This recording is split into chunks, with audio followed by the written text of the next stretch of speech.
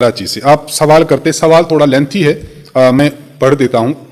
فرماتے ہیں کہ عوام میں یہ بات اور روایات کافی زیادہ مشہور ہیں۔ نمبر ایک بڑھیا ہر روز حضور اقدس صلی اللہ علیہ وسلم پر کچرا پھینکتی تھی۔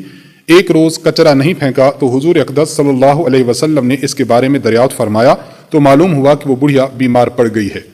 چنانچہ حضور اقدس صلی اللہ علیہ وسلم نے اس کی عیادت کی۔ حضور اقدس صلی اللہ علیہ وسلم کے اس حسن اخلاق سے متاثر ہو کر اس بڑھیا نے اسلام قبول کر لیا۔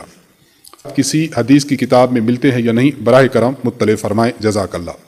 دیکھیں، یہ واقعات بہت زیادہ ڈھونڈنے کے باوجود کتب حدیث میں بھی، سیرت کی کتابوں میں اور دیگر تاریخ کی کتابوں میں ہم نے یہ واقعات بہت زیادہ ڈھونڈے ہیں، لیکن بہت زیادہ ڈھونڈنے اور تلاش کرنے کے باوجود یہ واقعات ہمیں نہیں مل سکے، اور کسی مستند عالم نے بھی ان واقعات کو اپنی کتب میں جگہ نہیں دی، جس سے یہ بات ثابت ہوتی ہے کہ یہ واقعات من گھڑت ہیں۔